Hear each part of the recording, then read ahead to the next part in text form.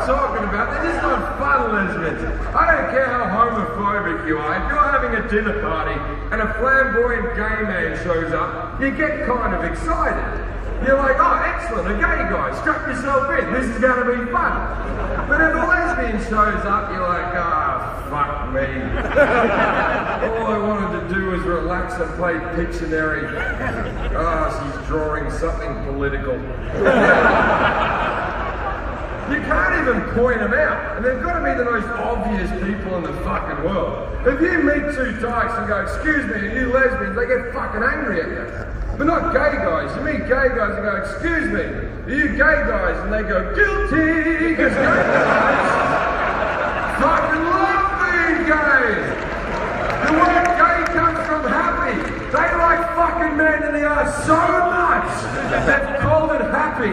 I have been a heterosexual my entire life. I would not call the experience happy. Tell you another reason why it must be awesome to be a gay guy. It must be wonderful to be in a relationship where if your partner's being a dickhead, you can punch him in the face.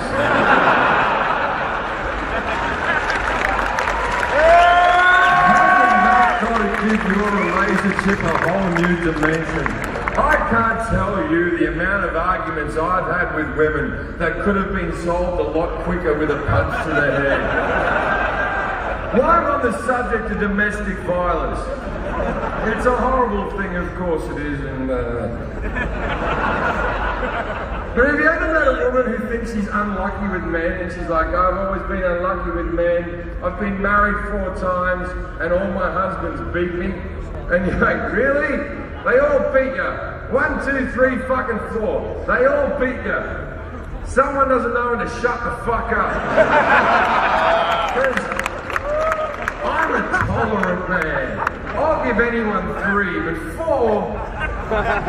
good chance you're a button pusher.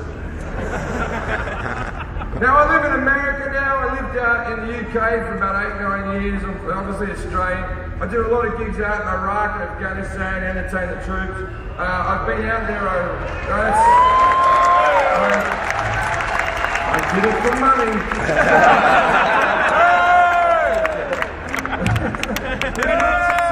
Anymore. They've chosen to be there. And the American troops are fucked in the head. The British ones are alright, man. You meet an American soldier and go, why are you in Iraq? And he'll go, because of freedom. Because of 9/11. And to give the Iraqis the democracy that we cherish so much in America. Thank you for asking.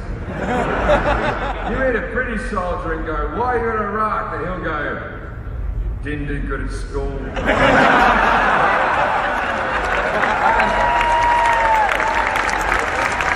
That's a vastly different emotion. Now, the first time I went out to Iraq, they flew me and my manager in a passenger plane into Kuwait. Now, it turns out that Kuwait is a regular country that anyone can visit. Right? Then this military truck picks me and my manager up and drives us across the border into Iraq and drops us off, and then that truck fucks off. So me and my manager are standing in the middle of the desert of a war-torn country. We can't see anything on the horizon. And I turn to my manager and go, good booking, fuckface. And then this helicopter comes in over the horizon and lands in front of us. The blades are still going. This soldier runs off and goes, excuse me, are you Jim Jeffries? And I was like, what other white cunt are you looking for in the desert in this exact location, big guy? And then he hands me my bulletproof vest and my helmet. Now obviously he's wearing his bulletproof vest and his helmet.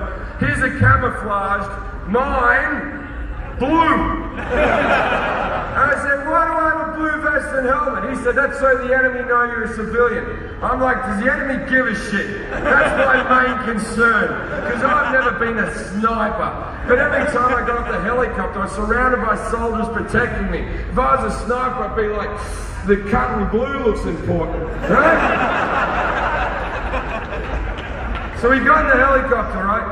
I'm sitting here, got two soldiers sitting next to me there. My manager's sitting there, he's got two soldiers sitting next to him there. There's two soldiers in the cockpit, there's a big door open next to me there, there's another big door, that door's got a soldier with a gun on a hinge, right, with bullets coming out of it like that thing that Chewbacca wears. And we take off, and off we go to Baghdad. And as we hit the border of the city, I hear a great big bang! And these two small flares shoot out from the small wings of the helicopter, followed by a trail of smoke. And then the helicopter goes. Now the reason they do this is, when they get over the danger area, if there's a heat-seeking missile, it'll be distracted by the flares, and then the helicopter will fly out of range. Very clever. Now, they never told me this was happening. As far as I'm concerned, the wings have just exploded. And we're now plummeting to our death. But it's nice to know how you react under pressure, because I reacted thusly by vomiting over my lovely blue vest, ironically making it more camouflage than it was before, and yelling out, "We go now!" The pilot, the gunner, the soldiers, they all start pissing themselves laughing. They're all high-fiving. It turns out they've been waiting for this joke for fucking months. I'm cleaning up vomit off myself going, "Ah, you guys, that was pretty good. Thank you for defending my freedom." And I'm sitting there feeling all queasy, cleaning vomit off myself. And I'm looking out the door over Baghdad. By the way, Baghdad, beautiful city, untouched. And I look out the ground and I see a little Arab fella with a handgun shooting up at the helicopter, just once again I freak out. "We fired!" The gunner's pissing himself laughing. He's laughing even harder than he was before. He's laughing so hard he stopped doing his job. He's killed over holding his stomach, the gun's dangling out the hinge. And I'm like, "What's your fucking problem?" And he's like, "Jim, you're gonna have to calm down. This is a military helicopter with a bulletproof bottom. That's a handgun. We're so high up the bullets can't even reach us." They just sort of go. And then I jokingly said, "I bet our bullets can reach him." And he went, "Oh yeah."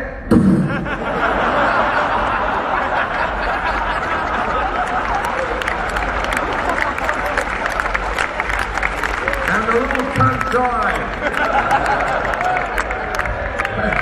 I didn't expect to cheer on that. And I was like, I was just saying, mate. Very crazy war, man. My grandfather